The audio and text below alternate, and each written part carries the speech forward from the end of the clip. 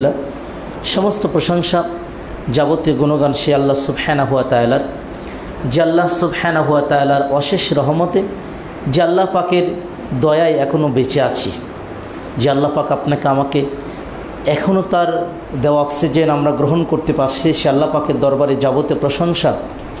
যে আল্লাহ সুবহানাহু ওয়া তাআলা আপনাকে আমাকে তার মসজিদ পর্যন্ত আসার তৌফিক দান করেছেন, সে আল্লাহ পাকের প্রশংসা জ্ঞাপন করছি বলে আলহামদুলিল্লাহ। দরুদ ও সালাম বর্ষিত হোক পৃথিবীর সর্বশ্রেষ্ঠ মানব, যার আদর্শের মধ্যে রয়েছে জান্নাত, যার আদর্শ থেকে বিচ্যুত হয়ে চলাটাই হলো জাহান্নামের পথ, সেই মহান নেতা বিশ্বনবী, যিনি আমাদের জন্য কাল সাল্লাল্লাহু আলাইহি ওয়াসাল্লাম। সম্মানিত উপস্থিতি, খুবই গুরুত্বপূর্ণ একটি বিষয় যেটা আমাদের মধ্যে খুবই পরিচিত, এই বিষয়টা নিয়ে আমরা আলোচনা শুনব। সেটা হলো ইত্তেবাই সুন্নাহ। রাসূলুল্লাহ সাল্লাল্লাহু আলাইহি ওয়াসাল্লামের সুন্নাহকে অপমানিত আজকে সমাজের চোখে আমরা ঘৃণিত একটাই কারণ, রাসূলুল্লাহ সাল্লাল্লাহু আলাইহি ওয়াসাল্লামের পরিপূর্ণ ইত্তেবা করার কারণে। আজকে সমাজের মানুষ আমাদেরকে দেখে চোখটা ভাঁজ করে নিজ দিকে তাকিয়ে চলে যায় একটাই কারণ, যে তারাও রাসূলের অনুসরণ করে, কিন্তু তারা তাদের মাযহাবকে প্রাধান্য রেখে, তাদের মুফতি, তাদের ব্যক্তিবর্গকে প্রাধান্য রেখে রাসূলের অনুসরণ করে। আর আমরা পৃথিবীর সব মানুষকে অপেক্ষা করে রাসূল সাল্লাল্লাহু আলাইহি সাল্লামের সুন্নাতকে প্রাধান্য দিয়ে চলার কারণেই আজকে আমরা সমাজে অবহেলিত, লাঞ্ছিত। আর এই অবহেলিত, লাঞ্ছিত শুরু থেকেই হয়েছিলেন রাসূলুল্লাহ সাল্লাল্লাহু আলাইহি ওয়াসাল্লাম যখন দাওয়াত দিয়েছিলেন ইসলামের বাণী। তার আগে তার চাচা আবু তালিব, আবু লাহাব তার ঘনিষ্ঠ আত্মীয় ছিল। এমনকি আল্লাহ নবী সাল্লাল্লাহু আলাইহি ওয়াসাল্লামের সঙ্গে আবু লাহাবের দুটা ছেলেকে দিয়ে আল্লাহ নবীর দুটা মেয়ের সঙ্গে বিবাহ হয়েছিল। কিন্তু যখন কালিমার দাওয়াত দিলেন, ঠিক তখনই আপন চাচা চিরশত্রুতে পরিণত হয়ে গেল। এটা তার বাস্তব। সম্মানিত দিনী ভাই, এজন্য শরীয়তের মানদণ্ড একজনই ব্যক্তি, তিনি হলেন রাসূলুল্লাহ সাল্লাল্লাহু আলাইহি ওয়াসাল্লাম। আল্লাহ সুবহানাহু ওয়া তাআলা আল্লাহ নবীকে যে মান, যে মর্যাদা দিয়েছে, আপনাকে আপনার আমার উচিত আল্লাহ নবীকে সেই মান, সেই মর্যাদা দেওয়া। আল্লাহ সুবহানাহু ওয়া তাআলা নবীর চরিত্র সম্পর্কে জানিয়েছেন, এতটুকু আমরা জানবো। কিন্তু আল্লাহ সুবহানাহু ওয়া তাআলা যতটুকু নবীর মর্যাদা দেন নাই, ততটুকু মর্যাদা আমাদের দেওয়া যাবে না। যেমন আর রাসূলের মর্যাদা দিতে দিতে আমরা বলছি, যাকে সৃষ্টি না করা হলে আসমান জমিন কিছু সৃষ্টি হতো না। এ কথা রাসূলের মর্যাদাকে করতে করতে আমরা অতিরিক্ত বলে ফেলে দিয়েছি, অথচ এরকম কথা কোরআন এবং হাদিস দ্বারা প্রমাণিত নয়।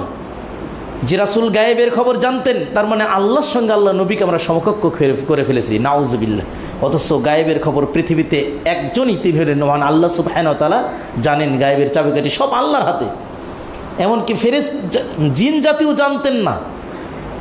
গায়েবের চাবিকাঠি একমাত্র আল্লাহ সুবহানাহু ওয়া তাআলার হাতে, এছাড়া পৃথিবীর আসমান, নবমণ্ডলে, জমণ্ডলে কেউ জানেন না। সম্মানিত দিনী ভাই, এজন্য শরীয়তের প্রবর্তনকারী হযরত মুহাম্মদ সাল্লাল্লাহু আলাইহি ওয়াসাল্লাম, তিনার উপর আল্লাহ সুবহানাহু ওয়া তাআলা কোরআনুল কারীম নাজিল করে দিয়েছেন, এবং তিনার সম্পর্কে আল্লাহ সুবহানাহু ওয়া তাআলা পবিত্র কোরআনুল কারীমে জানিয়ে দিয়েছেন, যে যেমন সূরা নাজমের ভিতর 53 নম্বর সূরা 3 এবং 4 নম্বর আয়াতে বলেছে, ওয়ামা ইয়ানতিকু আনিল হাওয়া ইন হুয়া ইল্লা ওয়াহয়ুহা।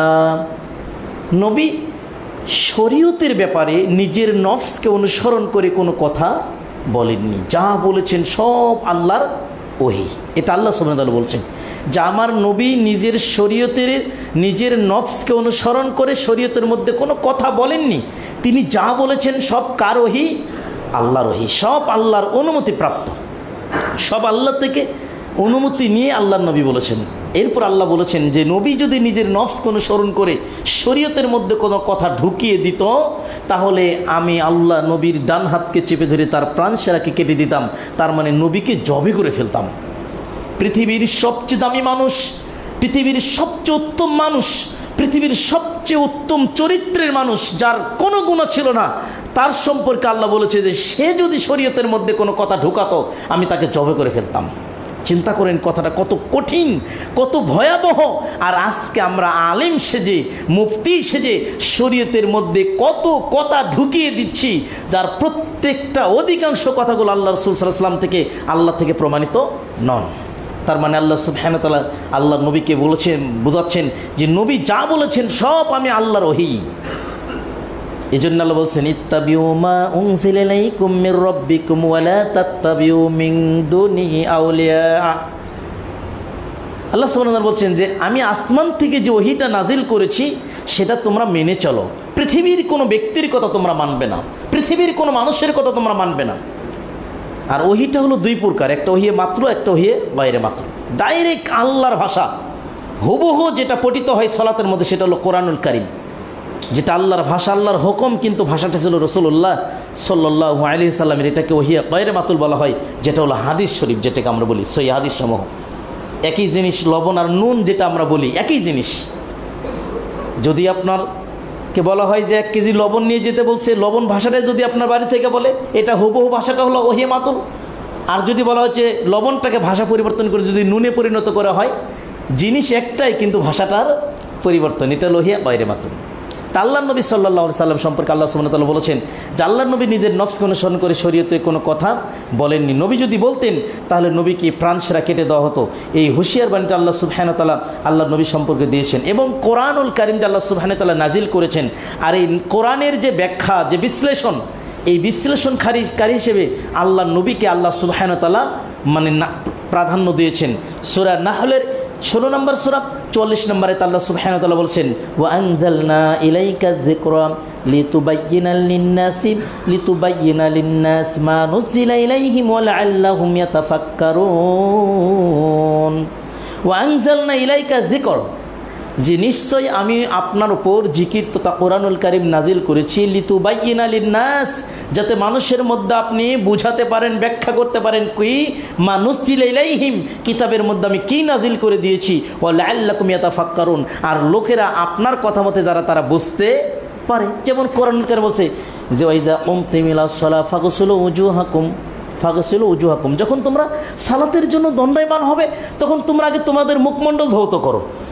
আল্লাহ সুবহানাহু ওয়া তাআলা ওজুর আয়াত নাজিল করলেন আল্লাহ নবীর উপরে, আর আল্লাহ নবীর এই আয়াতের ব্যাখ্যাকারী হিসেবে আল্লাহ নবী বুখারীর হাদিস দিয়ে ওজু শিক্ষা দিচ্ছে যে তোমরা ওজুর শুরুতে বিসমিল্লাহ বলবে, এরপরে 2 হাতের কবজি 3 বার ধৌত করবে। তার মানে আয়াত নাজিল হলো আগে মুখ ধোয়া দিয়ে, আর আল্লাহ নবী এই হাদিসের ব্যাখ্যা করে দিলেন আগে হাত ধোয়া দিয়ে। সুবহানাল্লাহ। তার মানে আল্লাহ নবীর ব্যাখ্যা ছাড়া কোরআনের আয়াত মানা অসম্ভব। এজন্য আল্লাহ সুবহানাহু ওয়া তাআলা বলছেন যে আমি আপনার উপর যে কিতাব নাজিল করেছি, আর এই নাজিল করেছি আপনার উপরেই, যাতে আপনি এটা মানুষের মধ্যে বুঝাতে পারেন এর মধ্যে আমি আল্লাহ কি বর্ণনা করেছি, যাতে মানুষ এটা নিয়ে চিন্তা করে, গবেষণা করে। সুবহানাল্লাহ, কত সুন্দর একটি বর্ণনা। তার মানে কোরআনের আয়াতের ব্যাখ্যাকারী একমাত্র আল্লাহ নবী সাল্লাল্লাহু আলাইহি ওয়াসাল্লাম। সম্মানিত উপস্থিতি, এরপরে যে আমরা আল্লাহ নবীর এই শরীয়তের ক্ষেত্রে আল্লাহ নবী সাল্লাল্লাহু আলাইহি ওয়াসাল্লামের সুন্নাত মানা, এটা মানা এতটাই জরুরি যে এটা আমাদের জন্য অপরিহার্য।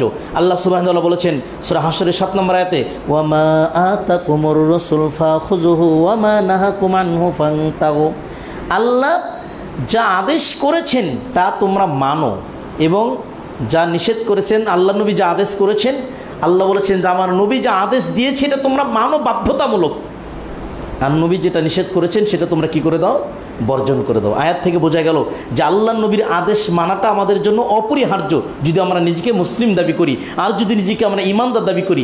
ইমানের যে 6টি স্তম্ভ রয়েছে, আমানতু বিল্লাহি ওয়া মালাইকাতিহি ওয়া কুতুবিহি ওয়া রাসূলিহি, এখানে আল্লাহর প্রতি ইমানটা হলো প্রথম, ফেরেশতাদের প্রতি ইমান আনতে হবে, কিতাবের প্রতি, আর রাসূল সাল্লাল্লাহু আলাইহি ওয়াসাল্লামের প্রতি। এরপরে ফেরেশতাগণের প্রতি আমানতু বিল্লাহি ওয়া মালাইকাতিহি ওয়া কুতুবিহি ওয়া রাসূলিহি ওয়াল ইয়াউমিল আখির ওয়াল কদরি খায়রিহি ওয়া শাররি, আখিরাতের জীবনের প্রতি এবং তাকদীরের ভালো মন্দের প্রতি। ইমানের 6টি স্তম্ভের মধ্যে আল্লাহ রাসূলের প্রতি ইমান নিয়ে আসাটা হলো ইমানের একটি স্তম্ভ। আল্লাহ নবীকে বিশ্বাস করাটা ইমানের একটি স্তম্ভ, আর কিতাবকেও বিশ্বাস করাটা ইমানের একটি স্তম্ভ। তো যে ব্যক্তি কোরআনের একটি আয়াতকে অস্বীকার করবে, আল্লাহ মানবে না, ওই ব্যক্তি পরিপূর্ণ ইমানদার হতে পারবে না। আর এখানে আল্লাহ সুবহানাহু ওয়া তাআলা কোরআন কারীমের ভিতর বলছেন যে আল্লাহ আমার নবী যা আদেশ করেছেন সেটা তোমরা মানো, নবী যা নিষেধ করেছেন সেটা তোমরা বর্জন করে দাও, সেটা মানা যাবে না। অতএব আল্লাহ নবীকে প্রাধান্য দিয়ে আল্লাহ সুবহানাহু ওয়া তাআলা বলেছেন।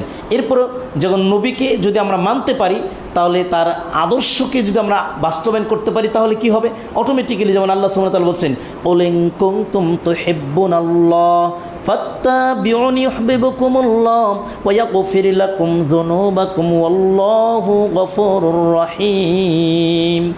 হে নবী, তুমি বলে দাও তোমার এই উম্মতগুলো যদি আমি আল্লাহর ভালোবাসা পেতে চাই, আমি আল্লাহর সন্তুষ্টি অর্জন করতে চাই, তাহলে যেন তারা তোমার অনুসরণ করে, তোমাকে ভালোবাসে। ওল ইন কুনতুম তুহিব্বুনাল্লাহ ফাত্তাবিউনি ইউহিব্বুকুমুল্লাহ।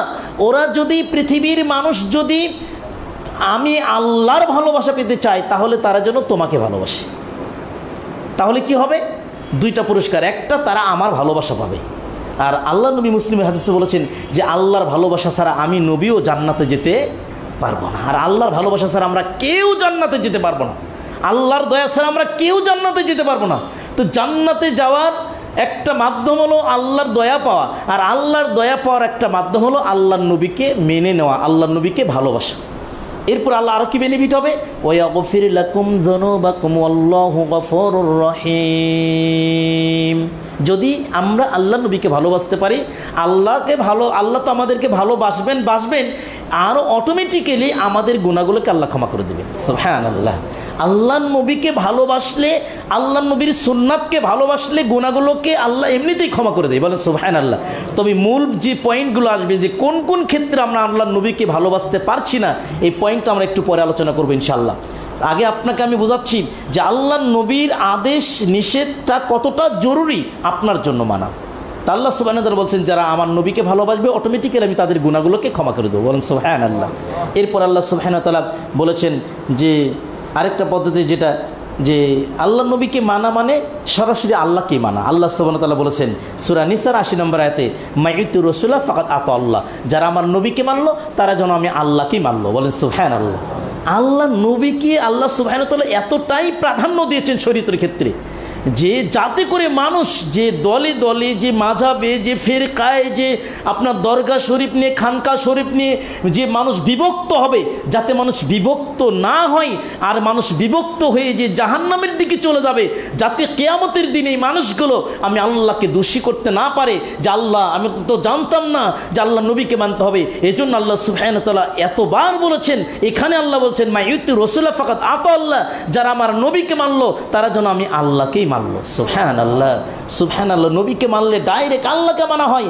পৃথিবীর কোনো ব্যক্তি সম্পর্কে কথা বলা হয়নি যে নবীকে মানলে আল্লাহকে মানা হয়, অমুককে মানলে আল্লাহকে মানা হয়। স্রেফ বলা হয়েছে নবীকে যে ব্যক্তি মানলো সে ব্যক্তি যেন আল্লাহকেই মানলো। বলেন সুবহানাল্লাহ। এরপর বলছেন ওয়ামান তাওয়াল্লা ফামা আরসালনাকা আলাইহিম হাফিজা। আর যারা আপনার থেকে মুখ ফিরিয়ে নিবে, আমি আপনাকে তাদের জন্য তত্ত্বাবধায়ক, তার মানে এমন ব্যক্তিভাবে সৃষ্টি করিনি তাদেরকে জুলুম করে আপনার পথে আপনি নিয়ে আসবেন। আপনি শুধু দাওয়াতটা পৌঁছে দেবেন। হিদায়াতের মালিক কে? আল্লাহ। হিদায়াতের মালিক আল্লাহ, এটা বাস্তব। হিদায়াতটা মানে কোনো ব্যক্তির কাছ থেকে কোনো ব্যক্তি, তার সময় আল্লাহ নবী তার কান্নাজড়িত কণ্ঠে তার চাচাকে বলছেন, চাচা আপনি শুধু পড়েন লা ইলাহা ইল্লাল্লাহ, এতটুকু শুধু পড়েন। কিন্তু তার তাকদিরে এই হিদায়াত ছিল না।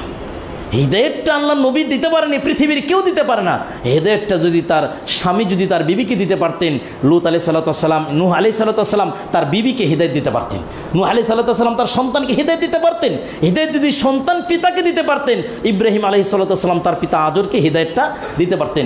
হিদায়াতটা যদি স্বামী বিবিকে দিতে পারতেন, তাহলে বিবি যদি স্বামীকে দিতে পারতেন, ঠিক ফেরাউনের স্ত্রী আসিয়া ফেরাউনকে হিদায়াতটা দিতে পারতেন। তার মানে হেদায়েতটা টাকা দিয়েও কিনে নেওয়া যায় না, হেদায়েতটা কোনো ব্যক্তির কাছ থেকেও পাওয়া যায় না। হেদায়েতটা স্রেফ আল্লাহ সুবহানাহু ওয়া তাআলার পক্ষ থেকে আসেন। এই জন্য আল্লাহ সুবহানাহু ওয়া তাআলা আব্রাহার হাতিকে বুঝ দিয়েছিলেন যে হাতি জানে আমি আর সামনে দিকে যেতে পারবো না, কাবা ঘর ধ্বংস করা আমার পক্ষে সম্ভব নয়। কিন্তু হাতির উপরে যে আব্রাহা ছিল তার ভিতরে হিদায়েতটুকু আসেনি যে আল্লাহর ঘর ধ্বংস করতে আমরা পারবো না, এটা আল্লাহর ঘর। আল্লাহ হাতিকে বুঝ দিয়েছিলেন কিন্তু হাতিওয়ালাকে বুঝ দেয় নাই। এরকম করেই বর্তমানে দেখা যাচ্ছে যে কিছু পীর মুরিদের, তার ভাতিজা, তার খাদেমগুলো সহি আকীদা গ্রহণ করছে, কিন্তু পীর সহি আকীদা গ্রহণ করতে পারল না। এটাই বাস্তবতা। এই জন্য আল্লাহ সুবহানাহু ওয়া তাআলা বলেছেন যে আপনাকে আমি দারগা করে পাঠাইনি যে আপনি মারিয়ে পিটিয়ে মানুষকে হিদায়াত করবেন। স্রেফ কাজ আমাদের কাজ আমরা বলে দেব, আমরা প্রকাশ করে দেব যে আল্লাহ রাসূলকে মানতে হবে। প্রত্যেক প্রত্যেকটা ক্ষেত্রে শরীয়তের বিষয়গুলো আল্লাহ নবীকে মানতে হবে। আল্লাহ নবীকে মানা মানে আল্লাহকে মানা। এরপরে একটা পয়েন্ট যেটা বলবো যে আল্লাহ সুবহানাহু ওয়া তাআলা আল্লাহ নবীকে মানা মানে আল্লাহ নবীর সুন্নাত ছাড়া কেউ মুমিনও হতে পারবে না। আল্লাহ নবীকে মানা হয় যে মুমিনের একটা 6টি স্তম্ভ, যেটা এই সম্পর্কে যেমন বলা হয়েছে আল্লাহ সুবহানাহু ওয়া তাআলা পবিত্র কোরআনুল কারীমের ভিতরে স্পষ্ট করে বলেছেন সূরা নিসার 65 নম্বরে তাআলা বলেন ফালা ওয়া রাব্বিক লা ইউমিনুনা হাত্তা ইউহাক্কিমুকা ফিমা শাজারা বাইনাহুম সুম্মা লা ইয়াজিদু ফি আনফুসিহিম হারাজাম মিম্মা কাদাইত ওয়া ইউসাল্লিমু তাসলিমা। আল্লাহ সুবহানাহু ওয়া তাআলা বলছেন যে ফালা ওয়া রাব্বিক, তোমার রবের শপথ, তোমার রবের কসম। আল্লাহ নিজে নিজের ইজ্জতের শপথ করছেন। তার মানে কথাটা যে কত দামি এটা আমি আপনাকে বোঝাতে পারবো না। আপনাকে যখন কোনো একটা ব্যক্তি কোনো একটা সাক্ষী অথবা কোনো কিছু করেন, সত্য হলে আপনি আল্লাহর নামে শপথ করতে পারেন যে আমি আল্লাহর নামে শপথ করছি, আমি কাজটা করিনি। কিন্তু আল্লাহ সুবহানাহু ওয়া তাআলা এই পৃথিবীর মানুষকে বোঝানোর জন্য, পৃথিবীর মানুষকে জানানোর জন্য আল্লাহ নিজে বলছেন ফালা ওয়া রাব্বিক, তোমার রবের শপথ, লা ইউমিনুনা হাত্তা ইউহাক্কিমুকা ফিমা শাজারা বাইনাহুম সুম্মা লা ইয়াজিদু ফি আনফুসিহিম হারাজাম মিম্মা কাদাইত ওয়া ইউসাল্লিমু তাসলিমা। তোমরা ততক্ষণ পর্যন্ত মুমিন হতে পারবে না যতক্ষণ পর্যন্ত না তোমাদের মধ্যে যে বিষয়গুলো ইখতিলাফ রয়েছে, মতানৈক্য রয়েছে, গণ্ডগোল রয়েছে, এই সব বিষয়ে আমার নবীকে প্রাধান্য না দিবে, ততক্ষণ পর্যন্ত তুমি ইমানদার নও। আজও পর্যন্ত আমাদের সমাজে এখনও ইখতিলাফ রয়েছে, 8 রাকাত না 20 রাকাত, আমিনটা আসতে বলবো না জোরে বলবো, মিনহা খলাকনাকুম বলে মানুষ দাফন করব না বিসমিল্লাহ বলে দাফন করব, বিবাহ মজলিসে কোন পদ্ধতিতে দোয়া করব, বিবাহ আগে হবে না খুতবা আগে হবে, এখনও ইখতিলাফ আছে। এখনও আমাদের মধ্যে ফিতরাটা সাদাকাতুল ফিতরটা চাল দিয়ে আদায় করব না টাকা দিয়ে আদায় করব, এখনও আমাদের মধ্যে মানুষ মারা গেলে তাকে লক্ষ্য করে খাবো, আমি তো খাওয়াই না, দেখা যাচ্ছে আত্মীয় দাওয়াত দিয়েছে তার বাড়িতে দাওয়াতটা খেতে যাব কি যাব না, এই যে ইখতিলাফগুলো এখনো আমাদের আছে। শরীয়ত মানা না মানা, আল্লাহ নবী সাল্লাল্লাহু আলাইহি ওয়াসাল্লাম বললেন, আল্লাহ বলেছেন যে ফালা ওয়া রাব্বিক, তোমার রবের শপথ। শরীয়তের বিষয়ে যেখানে ইখতিলাফ থাকবে ওখানে আল্লাহ নবী যে রায় দিয়েছে, ওই রায় যদি তুমি দ্বিধা মানে কোনো সন্দেহ ছাড়া, কোনো যুক্তি ছাড়া, কোনো প্রশ্ন ছাড়া আমার নবীর রায়কে যদি তুমি মেনে নিতে না পারো তাহলে তুমি ইমানদার না। এটা আমি আল্লাহ সুবহানাহু ওয়া তাআলা আসমান থেকে জানিয়ে দিলাম। এরপরে তো আল্লাহ সূরা নিসা বলছেন ইয়া আইয়ুহাল্লাযীনা আমানু আতিউল্লাহ ওয়া আতিউর রাসূলা ওয়া উলিল আমরি মিনকুম ফাইন তানাজাতুম ফি শাইইন ফারুদ্দুহু ইলাল্লাহি ওয়া রাসূলি।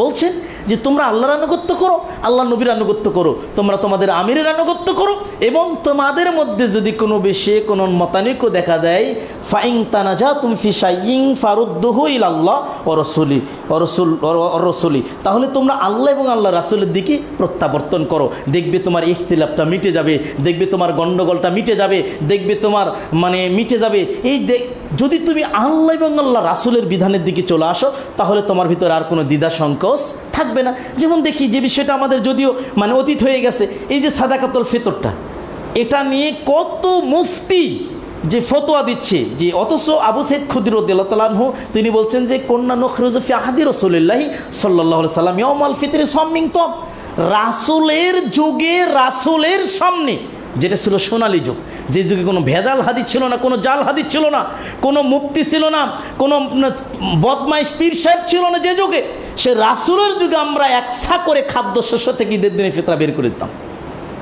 রাসূলের যুগটাকে উল্লেখ করেছেন ফি আহাদি রাসূলিল্লাহি সাল্লাল্লাহু আলাইহি ওয়াসাল্লাম, রাসূলের যুগে। কিন্তু সেটাকে আজকে আমরা বাংলাদেশের অধিকাংশ মানুষ সাদাকাতুল ফিতরটা টাকা দিয়ে আদায় করেছে। তার মানে হাদিস আল্লাহ রাসূলের সুন্নাতকে বরখেলাপ করেছেন। কিয়ামত পর্যন্ত অর্থ দিয়ে ফিতরা সাদাকাতুল ফিতর আদায় করলে রাসূলের হাদিস অনুযায়ী আদায় হবে না, সেই ফিতরাটা আল্লাহর কাছে আদায় হবে না, গ্রহণযোগ্য হবে না। এটাই বাস্তবতা। এবং হাদিস বোঝাচ্ছে এই ক্ষেত্রে সে যদি রাসূলের হাদিসকে অমান্য করে চলে সে ইমানদার হতে পারবে না, সে আল্লাহকে মানবে না, ওই ব্যক্তি আল্লাহর প্রতি ভীতি থাকবে না, ওই ব্যক্তি স্বাদ পাবে না, সব কিছু থেকে সে বঞ্চিত হয়ে যাবে। সম্মানিত দিনী ভাই, এরপরে যে জিনিসগুলো আমি আপনাকে বোঝাতেছিলাম যে এই আয়াতের ব্যাখ্যাটা আরেকটু পরে আসবে ইনশাআল্লাহ। এরপরে হাদিস আল্লাহ রাসূল সাল্লাল্লাহু আলাইহি ওয়াসাল্লামের যে বিধান দিয়ে যাবে এটার যোজন বিয়োজন করার ক্ষমতা পৃথিবীর কোনো মানুষের নাই। দেখেন বুখারী হাদিস খুলবেন, আজানের দোয়াটা ওয়াদ্দা পর্যন্ত আছে, এরপরে ইন্নাকা লা তুখলিফুল মিয়াদ দ্বারা যে রাফি যেগুলো যোগ করা হয়েছে এগুলো হাদিসে নাই। অথচ আল্লাহ সুবহানাহু ওয়া তাআলা পবিত্র কোরআনে সূরা আহজাবের 33 নম্বর সূরা 36 নম্বরে বলছেন, মাকানা লি মুমিনিন ওয়ালা মুমিনাতিন ইযা কাদাল্লাহু ওয়া রাসূলুহু আমরা আইয়াকুনা লাহুমুল খিয়ারাতু মিন আমরিহিম ওয়া মান ইয়াসিল্লাহু ওয়া রাসূলুহু ফাকাদ দাল্লা দালালাম মুবিনা।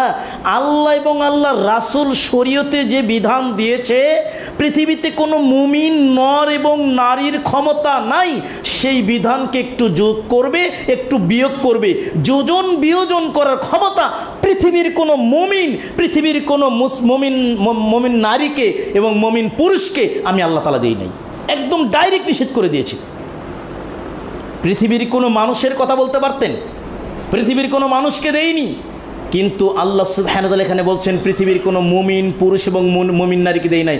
তার মানে আল্লাহর বিধানকে যোজন বিয়োজন করবে মুমিন সেজে, আমার মতো টুপি পরে, আমার মতো জুব্বা পরে, আমার মতো দাড়ি রেখে নবীর সুন্নাতকে গলা কাটা দিয়ে তারা বস থেকে জুমার খুতবা দেবে আরবি ভাষায়। তারা রাসূল জামের মাতৃভাষায় খুতবাকে পদদলিত করে দিয়ে পাশের মসজিদগুলো দেখবেন বাংলাদেশের প্রায় শতকরা 95% মসজিদে নবীর সুন্নাতকে গলা কাটা দেবে আজকে জুমার দিনে। এজন্য আল্লাহ বলেছেন দাত্তন কণ্ঠে, পৃথিবীর কোনো মুমিন এবং মুমিন নারীর ক্ষমতা দেয়নি যোজন বিয়োজন করবে শরীয়তের মধ্যে, এই ক্ষমতা আমি আল্লাহ কাউকে দেই নাই। এখানে বলতে পারতেন পৃথিবীর কোনো মানুষকে, কিন্তু আল্লাহ বলেছেন যে পৃথিবীর কোনো মুমিন নারী এবং পুরুষকে ক্ষমতা দেয়নি। তার মানে শরীয়তের মধ্যে যারা যোজন বিয়োজন করবে এরা মুমিন সেজে করবে, এরা আলেম সেজে করবে, এরা নিজেকে মুমিন দাবি করবে, তার মানে সে পরিপূর্ণ মুমিন নয়। সম্মানিত দিনী ভাই, আপনাকে বোঝাতেছিলাম।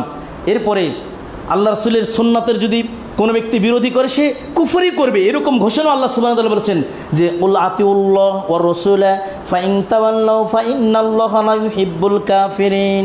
আল্লাহর বলছে যে আল্লাহর আনুগত্য করো আর আল্লাহ রাসূলের আনুগত্য করো।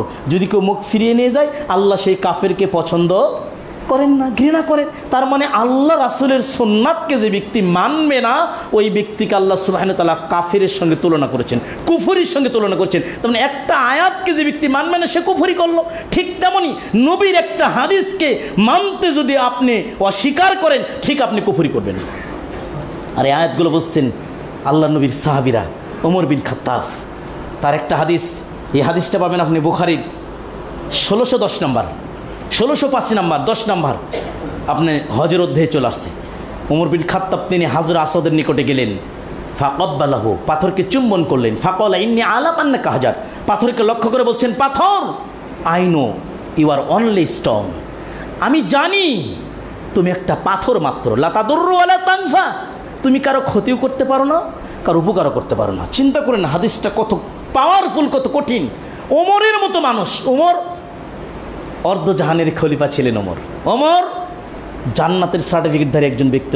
ওমরকে ওমর যে রাস্তা দিয়ে হাঁটছে ওই রাস্তা দিয়ে শয়তান হাঁটার সাহস পায়নি। ওমরকে আল্লাহ নবী বলছেন আমার পরে কাউকে নবুয়তের দায়িত্ব দিলে আল্লাহ ওমরকে দিতেন। সুবহানাল্লাহ, সুবহানাল্লাহ। আল্লাহ নবী স্বপ্নে দেখানো হচ্ছে জান্নাতে একটা সুন্দর বালাখানা, সেখানে বিশাল একটা সুন্দর ঝর্ণা, একটা মহিলা উজু করছে। আল্লাহ নবী মহিলাকে বললেন, এই জান্নাতের ঘরটা কার জন্য গো? মহিলা বলছে, এটা আপনার সাহাবী ওমর বিন খাত্তাবের জন্য আল্লাহ বিশেষ জান্নাত তৈরি করে রেখে দিয়েছে।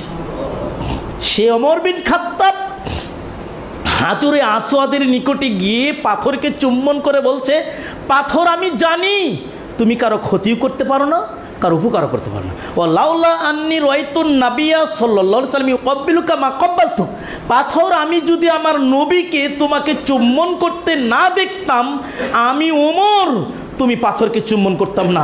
পাথর জেনে রেখো নবীর একটা সুন্নাতের কাছে আমি ওমর মাথা নত করলাম। একজন জান্নাতের সার্টিফিকেটধারী ব্যক্তি নবীর পরে কেউ নবুয়তের দায়িত্ব বলেন, আল্লাহ নবী বলছেন ওমর সে তাকে ওমরকে নবুয়তের দায়িত্ব দত। এত বড় জলিলুল কদর একজন ব্যক্তি, তিনি নবীর সুন্নাতের কাছে মাথা নত করতে পারছে, আর আমরা আলেম সেজে আজকে নবীর সুন্নাতের কাছে মাথা নত করতে পারি না। নবীর সুন্নাত একদিকে, আমরা চলে যাই একদিকে। দেখেন আপনি পারেন না, আপনি পারেন না, মসজিদ থেকে বের হবেন জুতাটা পা দিতে আপনার সুবিধা হচ্ছে যে বা পায়ে জুতাটা ঢোকাছেন, আপনাকে মনে করতে হবে রাসূলের সুন্নাত ডান পায়ে জুতা ঢোকাতে হবে। আপনি জামাটা পরছেন বাম হাত আগে ঢুকাইছেন জামার ভিতরে, আপনাকে মনে করতে হবে না আমার রাসূলের সুন্নাত, রাসূল দিয়ে গেছেন আদেশ ডান হাত জামার ভিতরে ঢোকাতে হবে, কিন্তু আপনি মানেন না।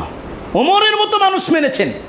আজকে মসজিদগুলোতে যান, নবীর সুন্নাত কিনে ছিনমিনি খেলা হচ্ছে, নবীর সুন্নাতকে পদদলিত করে দেওয়া হচ্ছে, নবীর সুন্নাতকে আজকে কবর দিয়ে ফেলেছে মানুষগুলো। সম্মানিত দিনী ভাই, আপনাকে বলতেছিলাম যে নবীর সুন্নাতকে প্রাধান্য দিতে গিয়ে আল্লাহ সুবহানাহু ওয়া তাআলা বলেছেন যে ব্যক্তি নবীকে মানবে না সে কুফরি করলো, সে কাফের হয়ে গেল। বলে নাউজুবিল্লাহ। আল্লাহ নবীকে মানতে হবে। এর ব্যাপারে যেমন আমরা জানি যে বুখারীর যে হাদিসটা, যে আল্লাহ নবীকে মানলে আরেকটা জিনিস যেটা, যে আল্লাহ নবীকে যে ব্যক্তি মানবে না সে ব্যক্তি জাহান্নামে চলে যাবে। হাদিসও আছে, যেমন কোরআনে সূরা জিনের ৭২ নম্বর সূরা ২৩ নম্বরে আল্লাহ বলেছেন ওয়া মাইয়াসিল্লাহ ওয়া রাসূলাহু ফাইন্না লাহু নার জাহান্নাম খালিদিনা ফিহা। যারা আল্লাহ এবং আল্লাহ রাসূলকে অমান্য করবে, আল্লাহ এবং আল্লাহর নবীকে অমান্য করে চলে, লাহুনা ফাইন্না লাহু নার জাহান্নামা খালিদিনা ফিহা, তারা জাহান্নামে যাবে, চিরদিন সেখানে থাকবে। তার মানে আল্লাহর সঙ্গে আল্লাহর নবীর কথা এখানে আল্লাহ বলেছেন, যারা আল্লাহ এবং আল্লাহর নবীকে অমান্য করে চলে এরা জাহান্নামে চলে যাবে। আর আল্লাহ নবী বলেছেন কুল্লু উম্মতি ইয়াদখুলুনাল জান্নাহ ইল্লা মান আবা। কিলা ওয়া মান আবা ইয়া রাসূলুল্লাহ সাল্লাল্লাহু আলাইহি ওয়াসাল্লাম, ক্বালা মান আতানি দাখালাল জান্নাহ ওয়া মান আসানি ফাকাদ আবা। আমার উম্মতেরা সবাই জান্নাতে যাবে, ওরা যাবে না। ওরা কারা?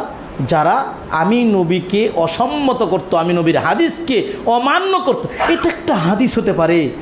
বাপদাদা 14 গোষ্ঠী থেকে আমরা করে আসলাম যে মিনহা খলাকনাকুম বলে মাটি দিলাম, কত সুন্দর একটি দোয়া, মাটি দেওয়ার সঙ্গে মিলে যায়। কিন্তু আপনার ভিতরে একটু সেন্স কাজ করলো না যে এই ভাষাটা আল্লাহর?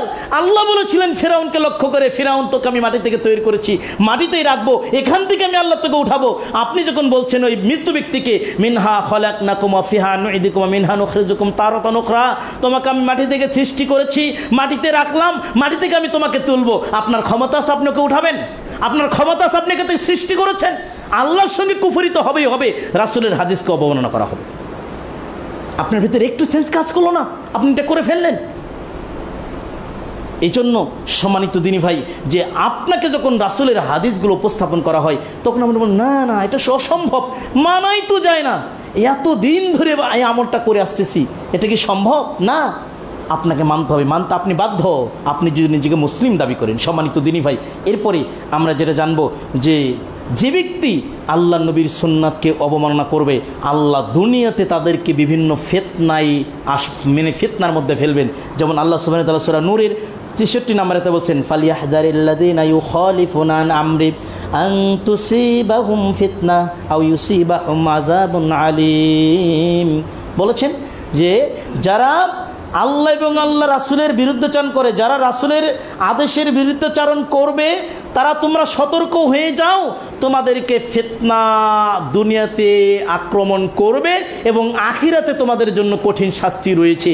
আজকে আমরা মনে করতে পারি যে আল্লাহ যে ফিতনা, যে গজবগুলো আমাদেরকে দেয় তার একটা কারণও হতে পারে যে আমরা আল্লাহ এবং আল্লাহর দিন থেকে দূরে চলে গেছি। যেমন ইবনে মাজার হাদিসে আসছে, মানুষ যখন যাকাতকে বন্ধ করে দিবে তখন মানুষ আল্লাহ সুবহানাহু ওয়া তাআলা বৃষ্টিকে উঠে নেবেন। আজকে বৃষ্টির অভাবে পুরো বাংলাদেশ হাহাকার খাখা করে কাঁদছে, মাটি মানুষগুলো, পশু প্রাণীগুলো কত কষ্ট অনুভব করছে। কারণ তো একটাই, আজকে এই সমাজপতিগুলো কেউ জাকাত তার সঠিকভাবে হিসাব করে বের করে দিচ্ছে না, কেউ জাকাত বের করে দিচ্ছে না। আজকে বাংলাদেশের মানুষগুলোই যদি জাকাতটা সঠিকভাবে বের করে দিত, গরিবের মাঝে বন্টন হতো, তাহলে বাংলাদেশের এত মানুষ রাস্তায় না খেয়ে ঘুরতো না, রাস্তায় কাটাতো না, অবশ্যই এই টাকা তারা স্বাবলম্বী হতো। এত পরিমাণ অর্থ বাংলার মানুষের মধ্যে আছে, কিন্তু তারা জাকাত থেকে দূরে চলে গেছে। এজন্য আল্লাহ বলছেন যারা আমার নবীর আদর্শের হুকুমের বিরুদ্ধাচরণ করবে, তোমরা সাবধান হয়ে যাও যে তোমাদেরকে দুনিয়াবী আযাব গ্রাস করবে এবং পরকালীন আযাব তো তোমাদের জন্য আছেই, এর জন্য তোমরা প্রস্তুতি নিয়ে যাও। এরপর আমরা জানব যে ব্যক্তি আল্লাহ নবীর একটা আদেশকে মানতে অমান্য দেখাবে, অস্বীকার করবে, ওই ব্যক্তিকে আল্লাহ সুবহানাহু ওয়া তাআলা মুনাফিকের সঙ্গে তুলনা করেছেন। আল্লাহ বলেছেন ওয়াইজা কিলা লাহুম তাআলাউ ইলা মা আনজালাল্লাহু ওয়া ইলার রাসূলি রাআইতাল মুনাফিকিনা ইয়াসুদ্দুনা আনকা সুদুদা। তাদেরকে যখন বলা হয় আল্লাহ যা নাজিল করেছে এবং আল্লাহ এবং রাসূলের দিকে ফিরে আসো, আল্লাহ এবং আল্লাহ রাসূলের দিকে ফিরে আসো, তখন মুনাফিকদেরকে আপনি আপনার কাছ থেকে একেবারে মুখ ফিরিয়ে নিয়ে যেতে দেখবেন। এই যে যখন আমরা দাওয়াত দিচ্ছি ভাইজান আসেন, রাসূলের আদেশ হলো যে সূরা ফাতিহা ছাড়া কোনো সালাত হয় না। আল্লাহ বলছে লা সালাতা লিমান লাম ইয়াকরা বিফাতিহাতিল কিতাব। আপনি তখন বলছেন এই তুমি তো একটা পুচকে মৌলবি, বাংলাদেশিরা তো আলেম কি কম জানে নাকি? হ্যাঁ, অথচ আপনাকে বলছি যে শয়তানের কাছ থেকে আল্লাহ নবী হাদিস গ্রহণ করেছিলেন। চিন্তা করেছেন? শয়তান আবু হুরায়রা যে সাদাকাতুল ফিতরের পাহারা দিচ্ছিলেন, তাকে যে শয়তান 3 দিন চুরি করতে সে হাদিস শিখালেন, দোয়াটা আয়াতুল কুরসি, আল্লাহ নবী বললেন যে তিনি যেটা শিক্ষা দিয়েছেন এটা সত্য, কিন্তু সে হলো মিথ্যাবাদী ছিল, সে শয়তান। তার মানে শয়তানের কাছ থেকে হাদিসটা আপনাকে নিতে হচ্ছে, শরীয়ত অনুমতি দিয়েছে। এই জন্য রাস্তার মুচি, যখন মুচির কাছে জুতা সেলাই করতে দিবেন, মুচির সামনে যদি আপনি জুতাটা পা ঢুকান আর মুচি যদি বলে ভাই দাঁড়ান, একটু স্টপ, থামেন, রাসূলের সুন্নাত যে ডান পা আগে দিতে হয়। যখন মুসি বলবে রাসূলের সুন্নাত, রাসূলের আদেশ, তখন আপনি যত বড় সমাজ নেতা হন না কেন, আপনি যত বড় চেয়ারম্যান মেম্বার হন না কেন, আপনি যত বড় মিনিস্টার হন না কেন, রাসূলের কথা বললে, if you consider that you are a Muslim, আপনি যদি মুসলিম দাবি করেন, তখন মুসির কথা নয়, আল্লাহর রাসূলের কথা ভেবে আপনাকে মাথা নিচু করে ডান পা জুতার ভিতরে ঢুকাতে হবে। এটা হলো আল্লাহর আনুগত্য, এটা হলো আল্লাহর নবীর আনুগত্য। এজন্য আল্লাহ সুবহানাহু ওয়া তাআলা বলেছেন যে ওরা মুখ ফিরিয়ে নিয়ে চলে যাবে, ওরা মুখ ফিরিয়ে নিয়ে চলে যায় দাম্ভিকতার সহিত। আর যারা আল্লাহর বিধান এবং আল্লাহ নবীর আয়াতকে মুখ ফিরিয়ে নিয়ে চলে যায়, হাদিসের ভাষায় ওদেরকে অহংকারী বলা হয়। আল কিবরু বাতারুল হক ও গমতুন নাস, অহংকার হলো সত্যকে প্রত্যাখ্যান করে চলে যাওয়া। অহংকার হলো সত্যকে কি করা? প্রত্যাখ্যান করা। সম্মানিত দিনী ভাই, এরপরে রাসূলের ইত্তেবা করা, যে ব্যক্তি করবে সে ব্যক্তি মুমিন, যে করবে না সে ব্যক্তি কাফের। যে এজন্য বলা হয়েছে যে আল্লাহ রাসূল বলছেন, ফামান আতা মুহাম্মদ সাল্লাল্লাহু আলাইহি ওয়াসাল্লাম ফাকাদ আতা আল্লাহ ওয়া মান আসা মুহাম্মদ সাল্লাল্লাহু আলাইহি ওয়াসাল্লাম ফাকাদ আসা আল্লাহ ও মুহাম্মদ সাল্লাল্লাহু আলাইহি ওয়াসাল্লাম ফারকু বাইনান নাস। যে ব্যক্তি আল্লাহর নবীর আনুগত্য করলো সেজন্য আল্লাহর আনুগত্য করলো, যে আল্লাহর নবীর বিরুদ্ধে চান করলো সেজন্য ডাইরেক্ট আল্লাহর বিরুদ্ধে চান করলো। আর আল্লাহর বিরুদ্ধে চান করা মানে সে সবচেয়ে বড় কুফরি করলো। এবং মুহাম্মদ হলো মুহাম্মদ সাল্লাল্লাহু আলাইহি ওয়াসাল্লাম ফারকু বাইনান নাস, মানুষের মধ্যে সত্য মিথ্যার পার্থক্যকারী একজন, তিনি হযরত মুহাম্মদ সাল্লাল্লাহু আলাইহি ওয়াসাল্লাম। এই বিশ্বাস আপনাকে রাখতে হবে। এই বিশ্বাস যদি আপনি না রাখেন তাহলে হবে না। এরপর দেখেন আল্লাহ রাসূলকে মানলে আমরা একটা আয়াত জেনেছি যে আল্লাহ রাসূলকে যে ব্যক্তি ইত্তেবা করবে তার গুনাহগুলোকে আল্লাহ মাফ মোচন করে দিবেন, আর যে ব্যক্তি আল্লাহ রাসূলকে মানবে না তার আমলগুলোকে আল্লাহ সুবহানাহু ওয়া তাআলা নষ্ট করে দিবেন। নাউজুবিল্লাহ। যেমন সূরা মুহাম্মাদের ভিতরে বলছেন, ইয়া আইয়ুহাল্লাযীনা আমানু আতিউল্লাহ ওয়া আতিউর রাসূলা ওয়া লা তুবতিলু আমালাকুম। আল্লাহর আনুগত্য করো, আল্লাহ নবীর আনুগত্য করো, তোমরা তোমাদের আমলগুলোকে পুড়ে ছারখার করে ফেলো না। তার মানে আল্লাহর আনুগত্য করতে গিয়ে যদি কোনো ব্যক্তি 1 টাকা কোনো মাজারে দান করে, কোনো পীরের খানকায় দান করে, কোনো কবর পূজায় দান করে, গোলাপ শাহ মাজারে দান করে, যদি মনে করে যে এই গোলাপ শাহ আমাকে উন্নতি করতে পারবে, এই 1 টাকা যদি কোনো ব্যক্তি মাজারে দান করে, ওই ব্যক্তির 50 বছর, 80 বছর, 100 বছরের তাহাজ্জুদের যত ইবাদত আছে সব ইবাদতগুলো পুরি ছারখার হয়ে যাবে। 1 টাকা যদি আপনার সন্তানের গলায় তাবিজের জন্য মানে ব্যবহার হয়, 1 টাকা যদি সন্তানের তাবিজের গালার জন্য ব্যবহার হয়, আপনার 50 বছরের তাহাজ্জুদ, ফরজ, নফল সব নষ্ট হয়ে যাবে। নতুন করে তওবা না করা পর্যন্ত আপনি আপনারগুলো সব আপনি ঈমান থেকে বঞ্চিত থাকবেন যতক্ষণ পর্যন্ত যতক্ষণ আপনি নতুন করে আল্লাহর কাছে ক্ষমা চাবেন। সম্মানিত দিন ভাই, এটা হলো আল্লাহর আনুগত্যের ক্ষেত্রে কেউ যদি শিরিক করে ফেলে। ঠিক তেমনই রাসূলের আনুগত্য করতে গিয়ে কেউ যদি কোনো ব্যক্তি যদি শরীয়তের মধ্যে বিদআত চালু করে, আল্লাহ রাসূল যা করেনি তা যদি করে, আল্লাহ সুবহানাহু ওয়া তাআলা ঘোষণা করে দিয়েছেন ওই ব্যক্তিরও আমলগুলো পুরো কি হয়ে যাবে? ছারখার হয়ে যাবে, নষ্ট হয়ে যাবে। সম্মানিত দিনী ভাই, এজন্যই যে আমলের ক্ষেত্রে আমরা সবচেয়ে বেশি আল্লাহর নবীকে অমান্য করে চলি। এই জন্য আল্লাহ রাসূল বলছেন যে মান আহদাসা ফি আমরিনা হাযা মা লাইসা মিনহু ফাহুয়া রাদ্দু, যে আমলের আমি নবী থেকে কোনো আদেশ নাই সে আমলটা তোমরা কি করে দিবা? প্রত্যাখ্যান করবা। এই স্বপ্নে দেখছি আল্লাহ নবী কবর থেকে হাত বের করে একটা রুটি দিলেন, রুটিটা খাচ্ছি, হঠাৎ করে ঘুম ভেঙে গেল, দেখতে পাচ্ছি আমার হাতে অর্ধেক রুটি আছে। আস্তাগফিরুল্লাহ, নাউজুবিল্লাহ। এই কিচ্ছা কাহিনীগুলো দিয়ে বই ভরপুর। জনৈক ব্যক্তি পানি তুলতে পারছে না অজু করার জন্য, পানি তুলতে পারছে না, একটা ছোট মেয়ে বাচ্চা আসে সেখানে কুয়ার মধ্যে কি যেন থুতু দিল আর কুয়া ভরে পানি হয়ে গেল। ফাজাইলে দুরূদের মধ্যে কাহিনীগুলো লেখা আছে। অথচ যে পানির অভাবে সাহাবীরা ওসমানের মাধ্যমে একটা ইহুদের ক্ষেত্রে একটা বিল মানে কুয়া খনন করে নিয়ে মুসলমানদের জন্য দেওয়া হলো, সাহাবীরা পানি পায় নাই। আর বর্তমান যুগে নাকি দুরূদ পড়ার কারণে পানি কুয়া থেকে উপর দিকে উঠে আসে। আস্তাগফিরুল্লাহ, নাউজুবিল্লাহ। হাদিসের নামে, কাহিনীর নামে এগুলো চালিয়ে দেওয়া হচ্ছে আজকে সমাজে। আর এগুলো আমরা বিশ্বাস করছি, মনে করছি যে না কি সুন্দর কথা। এই যে এগুলো চলছে, যে মিলাদে বলা হচ্ছে যে মিলাদ কিয়ামে যে আল্লাহ নবী এখানে আসছে, তোমরা তাড়াতাড়ি সবাই দাঁড়িয়ে যাও, নবীর সম্মানে দাঁড়িয়ে যাও। আল্লাহ নবী দরুদ পড়ছে, অথচ যে দরুদটা হলো অরিজিনাল দরুদে সালাত যখন আমার মানে ইব্রাহিম যখন পড়ি, তখন কিন্তু আমরা তারা একটা ইমামও জানাজার সালাতে সূরা ফাতিহা পড়ে না, ইমামও পড়ে না। চিন্তা করেছেন আপনি? অন্য সালাতগুলোতে তো ইমাম পড়ে, মুসল্লিরা পড়ে না, যে তার মানে ইমামের সালাত হবে, মুসল্লিদের হবে না। আর জানাজার সালাতে ইমামই সূরা ফাতিহা পড়ে না, যেটা নিষেধ আছে হাদিসে, ছানা পড়া যাবে না। ছানা পড়বে প্রথম রাকাতে, তারা ছানা পড়ে মানে তাকবীর দিয়ে দেবে, এটা তাদের জন্য ফাতিহার পরিবর্তে এগেইনস্টে নিয়ে আসছে। অথচ বুঝ হয় না কেন? নবী বলেছেন লা সালাতা লিমান লাম ইয়াকরা বিফাতিহাতিল কিতাব, সূরা ফাতিহা ছাড়া কোনো আয়াত মানে সালাত কবুল হয় না। আপনি তো কোনো আয়াত খাড়া করলেন। আল্লাহ কোরআনে বলছে যে ওয়াইদা কুরিয়াল কোরআন, যখন কোরআন তেলাওয়াতে ফাসতামিউ, তখন তোমরা চুপ থাকো, মনোযোগ দিয়ে শোনো। অথচ কোরআনের আয়াতটা নাজিল হয়েছে নাবির ওপরে, সেই নাবি বলেছেন তোমরা সূরা ফাতিহাটা পড়ো, অন্য সময় চুপ থাকো। তার মানে নবীর আদেশকে, নবী যে ব্যাখ্যাকারী, নবী যে কোরআন হাদিসের প্রবর্তক, নবী যে শরীয়তের মানদণ্ডকারী, এটা আমরা মানতে পারলাম না। তার মানে এখনও পর্যন্ত সূরা ফাতিহা ছাড়া মানুষ সালাত আদায় করে, কিয়ামত পর্যন্ত আদায় করলেও তাদের সালাত আল্লাহর দরবারে কবুল হবে না। এরপরে আমরা দেখেন উচ্চস্বরে এখনও আমিন বলতে মসজিদ থেকে মারা হচ্ছে, বাধা দেওয়া হচ্ছে। এই যন্ত্রণা যে জালেমেরা জুলুম করছে, রক্তাক্ত করে আমাদের সেই ভাইদেরকে আপনার হলো মেরে ইফতারির আগে সিয়ামরত অবস্থায় রক্তাক্ত করে দেওয়া হলো। কই তোমরা আজকে কোথায় যে তোমরা আজকে ইসলামের দোহাই দিয়ে একজন মুসলমানকে সিয়ামরত অবস্থায় সেখানে রক্তাক্ত করলে? ফরিদপুরে যে মুসলমানদেরকে পিটিয়ে হিন্দুরা পিটালো হচ্ছে, তাতে তোমাদের গলা ব্যথা নাই। তোমাদের দেশে যখন মানে সিনেমা হল উদ্বোধন হবে তখন তোমাদের গলা ব্যথা। তার মানে সিনেমা হল তো মিলাদ দিয়ে হুজুরি উদ্বোধন করে দেয়। আস্তাগফিরুল্লাহ, নাউজুবিল্লাহ। আল্লাহদেরকে হেদায়েত দান করুন, আমরা বলি আল্লাহুম্মা আমিন। সম্মানিত দিনী ভাই, এরপরে বড় একটা সুন্নাত যে পায়ে পা লাগিয়ে সালাত আদায় কর। যেমন আল্লাহ নবী সাল্লাল্লাহু আলাইহি ওয়াসাল্লাম বলেছেন 1892 নম্বর হাদিস সিলসিলাতুস সহিহা, আম্মা জান আয়েশা বলেছেন মান সাদ্দা ফুরজাতান ফি সাফা রাফাউল্লাহু বিহা দারাজাতান ওয়া বানালাহু বাইতান ফিল জান্নাহ। যে ব্যক্তি সালাতের মধ্যে পায়ে পা লেগে দাঁড়াবে, ওই ব্যক্তির 10 গুণ মর্যাদা আল্লাহর কাছে বেড়ে যাবে। শুধু তাই নয়, শুধু সালাতের মধ্যে পায়ে পা লাগানোর কারণেই ও বানালাহু বাইতান ফিল জান্নাহ, আল্লাহ ব্যক্তির জন্য জান্নাতে একটা ঘর নির্মাণ করে দেবে। এর চার কি সুন্নাত পাচ্ছি আমরা? এই হাদিসকে কবর দিয়ে তারা আজকে মাযহাবের দোয়াই দিয়ে 1 হাত 4 ইঞ্চি 5 ইঞ্চি ফাঁকা করে সালাতের মধ্যে দাঁড়ায়, আর তারা বলে যে আমরা নবীর উম্মাহ। আর তারা তাদের কাছে আমরা ফিতনাবাজ। আমরা যখন রাসূলের হাদিস বলছি আমাদেরকে ফিতনাবাজ বলছে, এরা যে সমাজে ফিতনা করেছে। না, ভুল কথা। আপনাকে আহ্বান দিচ্ছি আল্লাহ রাসূলের হাদিস সিলসিলাতুস সহিহার হাদিস খুলে দেখেন, হাদিসের সনদ সহিহ। বলা হয়েছে যে ব্যক্তি কাতারে ফাঁকা বন্ধ করে দাঁড়াবে, ওই ব্যক্তির জন্য আল্লাহ জান্নাতে একটা ঘর নির্মাণ করবে। বলেন সুবহানাল্লাহ, সুবহানাল্লাহ। কত দামি একটা ফজিলত থেকে আজকে আমরা বঞ্চিত হয়ে যাচ্ছি। আল্লাহ আমাদেরকে হেদায়েত দান করুক, আমরা বলি আল্লাহুম্মা আমিন। শরীয়তের বিষয়গুলো সালাত কেন্দ্রিক।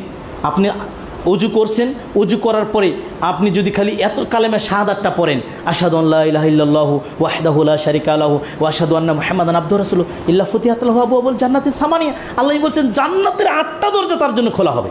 কিন্তু আপনি যখন জাল হাদিসটা মেনে আকাশের দিকে তাকিয়ে বলবেন, তখন আপনার জান্নাতের দরজা তো খুলে দূরে থাকলো, আল্লাহ নবীর সুন্নাতকে অমান্য করা হবে। আকাশের দিকে তাকিয়ে বলা যাবে না। সম্মানিত দিনী ভাই, এরকম করে আপনি মানে পায়ে পা লাগিয়ে আপনাকে সালাত আদায় করতে হবে। এরপরে দেখেন আমরা যে সম্মিলিত একটা মোনাজাত, যেটা আমরা ফরজ সালাতের পরে করি, মানুষ মাটি দেওয়ার পরে করি, আমরা বিবাহ মজলিসে করি, এগুলো করি। অথচ বিবাহ মজলিস আল্লাহ নবী বর এবং কনের জন্য খাস করে একটা দোয়া শিক্ষা দিয়েছেন, বারাকাল্লাহু লাকুমা বারাকা আলাইকুমা ওয়া জামা বাইনাকুমা ফি খায়র। বর এবং কনের জন্য এই দোয়াটা সবাইকে পড়তে হবে, কিন্তু যে হুজুর বিয়ে পড়াচ্ছে তিনি এই দোয়াটাই জানেন না। তিনি মোনাজাত করে বিয়ের মজলিসে মোনাজাতে বলতেছে রব্বির হামুমা কামা রব্বায়ানি সগীরা। আরে বাবা, এটা তো পিতামাতার দোয়া। এখন বরের বড় কান্না করে, বরের বাপ মারা গেছে, বাপ সারা বিয়ে করতেছে তো কান্না করবেই। এখন মেয়ের বাবাও ওলি অবস্থায় সেখানে কান্না করে যে আজকে বাপের কথা মনে পড়ে গেল, হুজুর এমন দোয়া করলো, আজকে আমার বাবা বেঁচে থাকলে আমার মেয়ের বিবাহ থাকতো। যখন এই আয়াতের দোয়া মানুষ করে, তখন মানুষের হৃদয়টা বিগলিত হয়ে যায় যে আল্লাহ শিক্ষা দিয়েছে পিতামাতার জন্য এই দোয়া। অথচ রব্বির হামুমা কামা রব্বায়ানি সগীরা বলে বিয়ে পড়ে দিচ্ছে। হুজুর জানে না বিয়ার জন্য কোন দোয়াটা করতে হয়। আর আমরা বাঙালি তো তাই, আর এই সুন্দর এত সুন্দর বিবাহ পড়ালো, সবার চোখে পানি, কিন্তু হুজুর কোন ফাটার মলম কোন ফাটায় লাগালো এটা কিন্তু জনগণ বুঝলো না। আল্লাহ আমাদেরকে হেদায়েত দান করুক, আমরা বলি আল্লাহুম্মা আমিন। বিবাহ মজলিস আগে খুতবা হবে, তারপরে কবুল হবে। মেয়ের কাছে কোনো কবুলের সিস্টেম নাই, কিন্তু আমাদের দেশে মেয়েকে অর্ধলগ্ন করে সাজিয়ে হুজুরও যায় মেয়ের কাছে কবুল পড়ানোর জন্য, তো হুজুরও চোখের জিনা করে মেয়েকে দেখে। আমাদের সমাজে আছেন এরকম? দেখবেন আপনি কোনো বিবাহ পার্টিতে যাবেন, কোনো পার্লারে যাবেন, মানে কোনো কমিউনিটি সেন্টারে যাবেন, সেখানে বিয়ে পড়ানো হচ্ছে, মেয়েকে সাজিয়ে রাখছে অর্ধলগ্ন করে। এখন হুজুর সেখানে তো বিয়ে পড়াচ্ছে, কাজী মাওলানা সেখানে বিয়ে পড়াচ্ছে। তার মানে তারাও চোখের জিনা করছে। এটা পদ্ধতি নয়, মেয়ের কাছে কোনো কবুলের সিস্টেম নয়। কবুল হবে পুরুষ শুধু মেয়ের বাবা ছেলের সামনে বসে ছেলের বৈঠকে কবুল হবে, আগে খুতবায় কবুল হবে, এরপরে দোয়াটা পড়বে। এগুলো হলো বিবাহের সঠিক পদ্ধতি। কিন্তু আজকে সুন্নাত আমাদের সমাজ থেকে বিদায় নিয়ে চলে গেছে। আপনাকে যখন বলছি, আমি ছোটোবেলায় আজ থেকে প্রায় 10-15 বছর আগে এক বড় মানে ব্যক্তিকে ধরছি, আপনি যে বিবাহটা পড়ালেন, বিবাহ অধ্যায় কি পড়েছিলেন হাদিসে? কয় না, আমি তো ফেঁকা বই পড়েছি, অনেক বড় বড় আলেম এভাবে বিবাহে। আচ্ছা, ফেঁকা বই করে ধর্ম চলে নাকি? আপনি যেভাবে বিবাহটা পড়েন কি রাসূলের হাদিস ছিল? কয় না, এটা তো রাসূলের হাদিস আমি জানি না। তা আপনি বিবাহ পড়ালেন কেন? আপনি হাদিস জানেন না, পদ্ধতি জানেন, আপনি কেন বিবাহ পড়াতে আসছেন? এটা কি আপনি খেলা মনে করেছেন? এটা একটা শরীয়ত, এখানে কোনো খেলা চলবে না। আপনি খেলা খেলেন, মাঠে যখন ফসল লাগাবেন তখন আপনি কোন পদ্ধতিতে চাষ করলে ফসল ভালো হবে সেটা আপনি মেনে নেন। কিন্তু শরীয়তের ক্ষেত্রে নাক গলানোর অধিকার পৃথিবীর কাউকে আল্লাহ দেয় নাই। সম্মানিত দিনে ভাই, এরপরে আসুন আমরা আরেকটা জিনিস, যেটা আমি সেদিন ইঙ্গিত দিয়েছি, মিনহা খলাকনাকুম বলে মানুষকে দাফন করা যাবে না, বিসমিল্লাহ বলে দাফন করতে হবে। আরেকটা মানুষ দাফনের পরে আরেকটা সবচেয়ে বড় কথা কি জানেন, যে আমরা বুঝি কম যে জানাজার দ্বিতীয় একটা দোয়া রয়েছে, আল্লাহুম্মা গফিরলি হায়ানা মাইয়াতের উপর একটা দোয়া আছে, আল্লাহুম্মা গফিরলাহু ওয়ারহামহু ওয়াফি ওয়াফু আনহু আকরিম নুজুলাহু। এই দোয়াটার অর্থটা শুধু মাইয়াতের জন্য খাস। আল্লাহ মায়াতকে ক্ষমা করো, মায়াতকে রহম করো, মায়াতকে তুমি উত্তম মেহমান হিসেবে গ্রহণ করে নাও। সাদা কাপড় পরিষ্কার করলে যেমন ময়লা মুক্ত হয়, সেরকম তুমি মায়াতকে পাপগুলোকে সাফ করে দাও। মায়াতের পাপগুলোকে তুমি পানি দ্বারা, শিশি দ্বারা, বরফ দ্বারা ধুয়ে মেজে সাফ করে দাও। দুনিয়াতে যেমন গৃহে ছিল তার চেয়ে উত্তম গৃহ তুমি কবরটাকে বানিয়ে দাও। দুনিয়াতে যেমন সাথী ছিল তার চেয়ে উত্তম সাথী তুমি কবরে বানিয়ে দাও। দুনিয়াতে যেমন বিছানা ছিল উত্তম বিছানা তুমি কবরে বানিয়ে দাও। আল্লাহ মায়াতের কবর আযাব তুমি মাফ করে দাও। আল্লাহ মায়াতের জাহান্নামের আগুন থেকে তুমি তাকে বাঁচাও। আল্লাহ মায়াতকে তুমি জান্নাতে ঢুকিয়ে দাও। এত বড় একটা দোয়া যদি করার পরেও ওই যে যার বাবা মারা যাবে তার সন্তান যদি দোয়াটা অন্তর থেকে জানাজার সালাতে করে, তাহলে তার অন্তর আর কোনোদিন কাটবে না যে আমার বাবার জন্য এখনো দোয়া বাকি আছে। আল্লাহ যা সাল্লাইতুম আলাল মাইয়িত ফাখলিসুলাহু দোয়া, যখন তুমি জানাজার সালাতে দাঁড়িয়ে যাবে, যখন মায়েতের জন্য যখন জানাজার সালাত পড়বে, খালিস অন্তরে তার জন্য দোয়া করো। তার মানে জানাজার সালাতটাই তো হলো দোয়া, জানাজার সালাতটাই তো দোয়া। এই সালাতে তো রুকু নাই, সিজদা নাই। রুকু সিজদা তো সালাতের একটা রুকন, এটা তো হলো আল্লাহর জন্য, কিন্তু জানাজার সালাতটা হলো মাইয়াতের জন্য একটা দোয়া। আল্লাহ বলছেন ইজা সাল্লাইতুম আলাল মাইয়িত ফাখলিসুলাহু দোয়া, যখন তুমি মাইয়াতের জন্য জানাজার সালাত পড়বে, খালিস অন্তরে তার জন্য তুমি দোয়া করো। এটা হলো দোয়া করার সময়। এটাকে আমরা বাদ দিয়ে দোয়া করতেছি আমরা কবরের পাশে গিয়ে মানুষ দাফন করার পরে। তার মানে সুন্নাতকে আমরা পদদলিত করে দিয়েছি। এরপরে আমরা আরেকটা জিনিস মনে রাখছি, কুরবানির সাথে আমরা আকিকা করি। এই যে সামনে কুরবানি আসছে না, কুরবানির সাথে কিন্তু আমরা আকিকার নিয়তটা করে ফেলি। এটা কিন্তু একদম শরীয়ত গৃহীত কাজ, একদম শরীয়ত গৃহীত কাজ। এখানে আরেকটা কথা মনে রাখি, ইব্রাহিমের সুন্নাতকে মানতে কুরবানি করি। কারণটা কি জানেন? কুরবানিতে যে গোস্ত খাওয়া যায়, এই জন্য দেখবেন কুরবানিতে সবাই কুরবানি কিনতেছে। একটা সুন্নাত মানলাম, ইব্রাহিম আলাইহিসসালামের সুন্নাত যেগুলো আল্লাহ নবী মেনেছেন সেগুলো কিন্তু আমাদের জন্য মানা জরুরি। ইব্রাহিম যে মেহমানকে আপ্যায়ন করতেন, এটা তার যে একটা অতুলনীয় ব্যবহার ছিল ইব্রাহিম আলাইহিসসালামের, এটা কিন্তু আমাদের সমাজ থেকে কাছে ঘটে গেছে। আজকে আমরা কিন্তু মেহমানকে, আপনার প্রতিবেশীকে, মসজিদের কোনো একটা মুয়াজ্জিনকে, মসজিদের কোনো একটা ইমামকে আপনার বাড়িতে যে তা আপনার সে দুই এক বেলা খাবার খাবে, এটা আমরা ভুলে গেছি, এটা আমাদের মধ্যে নাই। অথচ রাসূলুল্লাহ সাল্লাল্লাহু আলাইহি ওয়াসাল্লাম এর যুগে সাহাবীরা মেহমান পেলে তারা বুকে জড়িয়ে নিতেন, এবং মেহমানদারি করার কারণে মানে তালহা ইবনে জুবাইর এবং তার বিবি সুলাইমের জন্য আল্লাহ আয়াত নাজিল করে দিয়েছেন। সুবহানাল্লাহ। বাড়িতে কোনো খাবার নেই, শুধু সন্তানের জন্য সামান্য খাবার। রাতে মেহমান তালহা বাড়িতে মেহমান নিয়ে আসছে, বিবি জয়নাব সুলাইম রাদিয়াল্লাহু তাআলা নাই, এমন একজন নারী ইসলামের ইতিহাসে সুলাইমের নাম সন্ন্যাত করে লেখা আছে, যে বিবাহের মহারণা নিয়েছিল তালার ইসলাম গ্রহণ, মহারণা নেয়নি, বলছে তুমি ইসলাম গ্রহণ করেছো, এটা আমার জন্য দামি মহারণা। সুবহানাল্লাহ। মেহমান এসে, বিবি বলছে, স্বামী বলছে মেহমান নিয়ে এসেছি, ঠিক আছে সামান্য খাবার, ছেলেদেরকে ঘুমিয়ে দাও। তার জন্মদাম পেটে গর্ভধারণকৃত সন্তানদেরকে না খেয়ে রাত্রিতে ঘুমিয়ে দিয়েছে, মেহমানকে খাওয়াবে বলে। স্বামীকে বলছে যে যতটুকু খাবার তুমি যদি খাও, মেহমান যদি খায় তোমারও পেট ভরবে না, মেহমানের পেট ভরবে না। কি করা যায়? তুমি মেহমানের সাথে খাবার বসবে, মেহমানের প্লেটে খাবার দিবে, তোমার প্লেটটা ফাঁকা থাকা অবস্থায় আমি ভিতর থেকে বাতিটা বন্ধ করে দেবো। কিন্তু তুমি একটা কাজ করিও, স্বামীকে বলছে, মুখের ভিতরে নখ ঢোকায়া শব্দ করো, মেহমান যাতে মনে করে তুমিও খাও। চিন্তা করেছেন আপনি? জান্নাত পাওয়ার জন্য তারা কি না করতো, জান্নাত পাওয়ার জন্য তারা কি না করতো, দুনিয়াটা কি ছেলেদেরকে না খেয়ে দিয়েছে। যে সন্তান আজকে আপনার আমার সবচেয়ে কলিজার টুকরা, সেই সন্তানকে না খেয়ে ঘুমিয়ে দিয়েছে রাত্রিতে, মেহমানকে খাওয়াবে। কারণটা কি? বিনিময় জান্নাত। কারণটা কি? বিনিময় আল্লাহ খুশি। এই পদ্ধতিতে যখন মেহমান খাইছে, সকালবেলা আল্লাহ নবীর কাছে যেতেই আল্লাহ নবী সুসংবাদ দিয়েছে, তালহা তুমি কি ব্যবহার করেছো তোমার পরিবার সহ যে মেহমানকে আপ্যায়ন করছো, আল্লাহ তোমাদের জন্য সুসংবাদ দিয়েছে। সুবহানাল্লাহ, সুবহানাল্লাহ। আমরা পারি রমজান মাস গেছে, আমরা তো বিভিন্ন মসজিদে দিয়েছি 10,000 20,000 যে আমরা ইফতারিতে দিয়েছি, কিন্তু আপনার বাড়িতে আপনার প্রতিবেশীকে একটি দাওয়াত দিয়ে খাওয়াইছিলেন? আপনার মসজিদের মুয়াজ্জিনটাকে আপনি নিয়েছিলেন আপনার বাড়িতে? ধিক শতধিক আপনার এই পচাকিদাকে। মেহমান না আছে ইব্রাহিম খাবার খেতেন না, সেই ইব্রাহিমের সুন্নাত কুরবানিটা মানলেন, কিন্তু মেহমান মানবেন না কেন আপনি?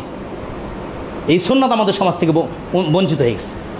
আসুন আমরা আপনার প্রতিবেশীকে দেখেন, আপনার প্রতিবেশী আছে না, ভালো মানুষ আছে না? আছে, কিন্তু অনেক আছে, আপনার চেয়ে ভালো আছে না? তাকে একটু নিয়ে আসেন জোর করে আপনার বাড়িতে, যে ভাই আপনাকে নিয়ে একটু আপনি আমার বাড়িতে, সাক্ষ্য দেয় ওই ব্যক্তি জান্নাতে চলে যাবে। ওমর বিন খাত্তাব বলছেন, নবী যদি 2 জন লোক সাক্ষ্য দেয়, আল্লাহ নবী বলছেন, ওমর শুনে রেখো, যদি কোনো মুসলমান মারা যায়, অপর জন্য কোনো মুসলমান, তার মানে আত্মীয় ছাড়াই যে মুসলমান, যদি তার জন্য 2 জন মুসলমান যদি তার জন্য সাক্ষ্য দেয়, ওই ব্যক্তি জান্নাতে চলে যাবে। আর এই 2 জন সাক্ষ্য দেওয়া কীভাবে নিতে হবে? তাকে আপনি ভালোবাসা দিতে হবে, তার জন্য আপনাকে মেহমানদারি করতে হবে, তার জন্য আপনি খরচ করবেন, তাকে আপনি আপ্যায়ন করেন, আপনাকে অন্তর থেকে ভালোবাসবে। তাকে কিছু হাদিয়া দেন, একটা আতরের শিশি কিনে তাকে দিয়ে দেন আপনি, তার আছে, অনেক আছে, এই যে একটা ভালোবাসা তৈরি হবে। কিন্তু এগুলো থেকে আমরা একদম দূরে চলে গেছি। আর ও ওরটা মানছে, আমি আমারটা মানছি, একই বিল্ডিংয়ে ভাড়া থাকে, দেখবেন কোনো সম্পর্ক নাই, ও মুসলমান অথচ আল্লাহ নবী আয়েশাকে বলছেন, আয়েশা তরকারি একটু ঝোল দিয়ে তো বেশি করে, কেন? ওই প্রতিবেশীদেরকে দিতে হবে। আল্লাহু আকবার। নবী কিভাবে সুন্নাত রেখে গেছেন, আর আমরা সেই নবীর সুন্নাতগুলোকে কোথায় পেয়েছি? আল্লাহ আপনাকে আমাকে হেদায়েত দান করুক, আমরা বলি আল্লাহুম্মা আমিন। আপনার বাড়িতে গেস্ট এসে আপনার জামাই, আপনার ছেলে মেয়ে বাড়িতে ধুমধাম করে পালন করছেন, কিন্তু আপনার বাড়ির নিচের তলা একটা গরিব থাকে, তাকে কিন্তু আপনি আপ্যায়ন করেননি, এটা আপনি ভালো করেননি, আপনি আল্লাহর কাছে ঠেকে যাবেন। সম্মানিত দিনী ভাই, যখন আসবেন, ক্ষমতা নেই, রাসূলের মতো মানুষ, যে পৃথিবীর শ্রেষ্ঠ ব্যক্তি, যার খুতবা যদি থাকতাম, রাসূলকে পেতাম, তার খুতবাগুলো শ্রবণ করে অন্তরটা জুড়াতাম, সে আল্লাহ নবীর খুতবাকে ঠেকে আল্লাহ নবী বলেন, দাঁড়াও, তুমি 2 রাকাত সালাত পড়ে তারপরে বসো। নবীর খুতবা চল অবস্থায় নবীর খুতবাকে ঠেকে দিয়ে তার সালাতকে প্রাধান্য দিয়েছে। আর আমরা এত বড় মুফতি হয়ে গেছি যে আমার খুতবার সময় তোমরা সালাত পড়া যাবে না, তোমরা বসে পড়ো, পরে সালাত আদায় করো। আস্তাগফিরুল্লাহ, নাউযুবিল্লাহ, কথা বললে তো আমরা সমাজে দুচিয়ে যাই। হাদিস বুখারী মুসলিমের, কোথায় রাসূলের সুন্নাত, আর কোথায় আমরা আজকে চলে গেছি? এত নিচুতে চলে গেছি আমরা। ইসলামের মধ্যে যোজন বিয়োজন করতে করতে আল্লাহ এই জাতিকে হেদায়েত দান করুক, আমরা বলি আল্লাহুম্মা আমিন। সম্মানিত দিনী ভাই, হক মানবেন, রাসূলের সুন্নাত মানবেন, রাসূলের সুন্নাত মানতে যদি জীবন দিতে প্রস্তুত থাকবেন। এটা আপনাকে বলছি, এটা হলো ঈমান, এটা হলো আকীদা, এটা হলো বিশ্বাস। আপনাকে বলছি, রাসূলের আদেশ নিষেধ প্রত্যেকটা না মানা পর্যন্ত ঈমানের স্বাদ পাবেন না। দাড়িটা ছেড়ে দেন, গোফটা খাটো করেন, দাড়িটাকে ছাটা যাবে না, কেঁচিও লাগানো যাবে না, ব্লেডও লাগানো যাবে না। এটা আমার জীবনের শেষ খুতবা হতে পারে না? বলেন তো, হতে পারে না? যেভাবে হঠাৎ করে অ্যাক্সিডেন্টে মানুষগুলো মারা যাচ্ছে, কোনো রোগ নেই, হঠাৎ করে মরছে, ও হাসপাতাল পর্যন্ত নিয়ে যাওয়ার আগে মারা গেছে, ডাক্তার বলছে অনেকক্ষণ আগে মারা গেছে, কোন রোগে মারা গেল ডাক্তার বলতে পারলো না। এটা হলো কিয়ামতের একটা আলামত, যে হঠাৎ মৃত্যুর সংখ্যাটা বেড়ে যাবে। এজন্য আমি সর্বদা মরণের জন্য প্রস্তুত থাকি। এখনও যারা দাড়ি রাখতে পারেননি, কি জবাব দিবেন? দাড়ি চাচা অবস্থাতেই কিয়ামতের দিন আল্লাহ আপনাকে উঠাবেন। আপনি পারবেন রাসূলের কাছে গিয়ে যে আমার জন্য একটু আল্লাহর কাছে সুপারিশ করেন? দাড়ি চাচা অবস্থায় পারবেন না। অতীত বেঁচে থাকা অবস্থাতেই আপনি তওবা করেন, আল্লাহ অতীতের ভুলগুলোকে শব্দে পূর্ণ করে দেবে ইনশাআল্লাহ। আল্লাহর কাছে ক্ষমা চাই, আল্লাহ তুমি আমাদেরকে মাফ করে দাও, আমরা বলি আল্লাহুম্মা আমিন। আল্লাহ তুমি আমাদেরকে ক্ষমা করে দাও, আমরা বলি আল্লাহুম্মা আমিন। আল্লাহ তোমার নবীর সুন্নাত মানতে গিয়ে, শরীয়ত মানতে গিয়ে যদি মৃত্যুও হয়, মৃত্যু হাসি বুকে মেনে নিতে পারি, কিন্তু জাহান্নামের আগুনে যেতে চাই না। আল্লাহ তোমার নবীর সুন্নাতগুলোকে মেনে বুকে ধারণ করে চলার মতো তুমি সুযোগ করে দাও। আল্লাহ তুমি আমাদের সবাইকে সিরাতে মুস্তাকিমে চলার সুযোগ করে দাও। আল্লাহ তোমার নবীকে মানা না মানাই ঈমান আর বেঈমানের কারণ, তোমার নবীকে মানা জান্নাত, না মানাই জাহান্নাম। আল্লাহ শরীয়তের প্রত্যেকটা ক্ষেত্রে আমরা যেন তোমার নবীর ইত্তেবা করতে পারি, সেই তৌফিক তুমি আল্লাহ আমাদেরকে দান করো। আল্লাহ নবীর সুন্নাত মানতে মানতে যেন আমরা পৃথিবী থেকে বিদায় নিয়ে চলে যেতে পারি, তোমার কালেমা লা ইলাহা ইল্লাল্লাহ পড়তে পড়তে যেন আমরা মারা যেতে পারি। আল্লাহ সেই ঈমানদার ব্যক্তি তুমি আমাদেরকে বানিয়ে দাও। আল্লাহ এই মসজিদ শোষণা লগ্ন থেকে কত জিহাদ, কত বাধা বিপত্তি ছিল, আল্লাহ যারা বাধা দিয়েছিল তাদেরকে তুমি হেদায়েত দান করো। আল্লাহ তাদেরকে আমাদের এই খুতবাগুলো বুঝার তৌফিক দান করো। আল্লাহ তাদেরকে হকমুখী তুমি করো। আল্লাহ তাদের জন্য দোয়া করি, আল্লাহ তুমি আমাদেরকে কবুল করো। আমরা যারা বাধা বিপত্তিকে অপেক্ষা করে সালাত আদায় করছি স্রেফ তোমাকে খুশি করার জন্য, আমাদের এই সিজদাগুলো, আমাদের এই সময়গুলো, আমাদের এই অর্থগুলো পরকালে নাজাতের ওসিলা হিসেবে কবুল করো। আল্লাহ সামান্য তাপমাত্রা সহ্য করতে পারি না, কিন্তু জাহান্নামের আগুন এত কঠিন, দুনিয়ার আগুনের চেয়ে 70 গুণ তাপমাত্রা হবে। আল্লাহ জাহান্নামের আগুনের মধ্যে মানুষ হাবুডুবুই খাবে, পারবো না আল্লাহ সহ্য করতে। সেই জাহান্নাম থেকে তুমি আমাদেরকে বাঁচাও আল্লাহ। আল্লাহ সেই জাহান্নাম থেকে তুমি আমাদেরকে হেফাজত করো, আমরা বলি আল্লাহুম্মা আমিন। আল্লাহ জাহান্নামের আগুন থেকে তুমি আমাদেরকে বাঁচাও, আমরা বলি আল্লাহুম্মা আমিন। আল্লাহ ফিলিস্তিনে যে মুসলমান ভাইরা কত কষ্ট করছে আল্লাহ, আল্লাহ তাদের শেষ সম্বল হাসপাতালটুকু তারা ধ্বংস করে দিয়েছে। আল্লাহ সেই জালেমদেরকে হয় তুমি হেদায়েত দাও, না হলে জালেমদেরকে তোমার আসমান থেকে গজব দিয়ে তুমি তাদেরকে ধ্বংস করে দাও। আল্লাহ তুমি ফিলিস্তিনবাসীকে হেফাজত করো আল্লাহ। আল্লাহ তুমি ফিলিস্তিনবাসীকে হেফাজত করো আল্লাহ। তুমি আমাদের দেশের মুসলমান ভাইদেরকেও হেফাজত করো আল্লাহ। আল্লাহ জানি না দেশটা কিভাবে চলে যাচ্ছে আল্লাহ। ঢাকা বিশ্ববিদ্যালয় নবাব সলিমুল্লাহর জমিদানে ঢাকা বিশ্ববিদ্যালয় হয়েছিল, আজকে সে বিশ্ববিদ্যালয়ের ছাত্রদের ইস্তেসকা পড়তে দেওয়া হয় না, ইফতারির মাহফিলের আয়োজন করতে দেওয়া হয় না। আল্লাহ দোয়া করি এই প্রশাসন যারা আছে তাদেরকে তুমি হেদায়েত দান করো, না হলে তুমি তাদেরকে ধ্বংস করে দাও, এই জমিনে তুমি তাদেরকে ধ্বংস করে দাও আল্লাহ। এই জমিন মুসলমানের রক্তের বিনিময়ে স্বাধীন হয়েছে, মুসলমান যেন আধিপত্য করতে পারে সেই তৌফিক তুমি দান করো আল্লাহ। আল্লাহ তুমি রহম করো আমাদের প্রতি আল্লাহ, তুমি আমার রহম করো। আমাদের পিতামাতা যারা কবরে চলে গেছে, যারা আজকে মসজিদে আসতে পারতো, যারা আজকে ইবাদত থেকে বঞ্চিত, আল্লাহ তাদের কবরটাকে আমাদের জান্নাতের টুকরো বানিয়ে দাও আল্লাহ। তুমি আমাদের সবাইকে ক্ষমা করে দাও আল্লাহ। আমাদেরকে তুমি পারস্পরিক ভাই ভাই হিসেবে থাকার তৌফিক দান করে দাও, আমরা বলি আল্লাহুম্মা আমিন। নবীর সুন্নাতকে মেনে চলেন, দেখবেন দুনিয়া এবং পরকালে উভয়ই লাভবান হবেন ইনশাআল্লাহ। আল্লাহ আপনাকে আমাকে নবীর সুন্নাত বুকে ধারণ করে মানার তৌফিক দান করুক, আমরা বলি আল্লাহুম্মা আমিন। আমরা আল্লাহর কাছে দোয়া করি আল্লাহ সবাইকে মাফ করে দেখ, আমরা বলি আল্লাহুম্মা আমিন। মা বোনদেরকে বলবো নবীর সুন্নাত, নবী বলেছেন যে পৃথিবীতে কোনো মানুষকে সিজদা করতে দেওয়া হলে নারীদেরকে বলা হতো যে সে যেন তার স্বামীকে সিজদা করে। নারীর কাছে স্বামীর মর্যাদা এতটাই দিয়েছেন আল্লাহ। মা বোনদেরকে স্বামীর পরিপূর্ণ হক আদায় করার এবং আমাদেরকে আমাদের বিবির পরিপূর্ণ হক আদায় করার তৌফিক দান করুক, আমরা বলি আল্লাহুম্মা আমিন। আলহামদুলিল্লাহ আলহামদুলিল্লাহ আলহামদুলিল্লাহি কাফা ওয়া সালামুন আলা ইবাদিহিল্লাযীনা ইসতাফা, আম্মা বা'দ। আউযু বিল্লাহি মিনাশ শাইতানির রাজীম। ইন্নাল্লাহা ওয়া মালাইকাতাহু ইউসাল্লুনা আলান নবী ইয়া আইয়ুহাল্লাযীনা আমানু সাল্লু আলাইহি ওয়া সাল্লিমু তাসলিমা। আল্লাহুম্মা সাল্লি আলা মুহাম্মাদিন ওয়া আলা আলি মুহাম্মাদিন কামা সাল্লাইতা আলা ইব্রাহিম ওয়া আলা আলি ইব্রাহিম ইন্নাকা হামিদুম মাজিদ। আল্লাহুম্মা বারিক আলা মুহাম্মাদিন ওয়া আলা আলি মুহাম্মাদিন কামা বারাকতা আলা ইব্রাহিম ওয়া আলা আলি ইব্রাহিম ইন্নাকা হামিদুম মাজিদ। আল্লাহুম্মা আইজ্জাল ইসলাম ওয়াল মুসলিমিন ওয়া আযিল্লাশ শিরকা ওয়াল মুশরিকিন। আল্লাহুম্মা আনসুর মান নাসারা দীনা মুহাম্মদ সাল্লাল্লাহু আলাইহি ওয়াসাল্লাম ওয়া লা তাজআল মিনহুম ইবাদাল্লাহ রাহিমাকুমুল্লাহ। ইন্নাল্লাহা ইয়া'মুরু বিল আদলি ওয়াল ইহসানি ওয়া ইতাইযিল কুরবা ওয়া ইয়ানহা আনিল ফাহশাই ওয়াল মুনকারি ওয়াল বাগyi ইয়া'iযুকুম লাআল্লাকুম তাযাক্কারুন। ওয়া যকুরুল্লাহা ইয়াযকুরুকুম ওয়াদউ ইয়াস্তাজিব লাকুম ওয়া লা যিকরুল্লাহি তাআলা মুহতাম্মু ওয়া হাম্মু ওয়া আকবার।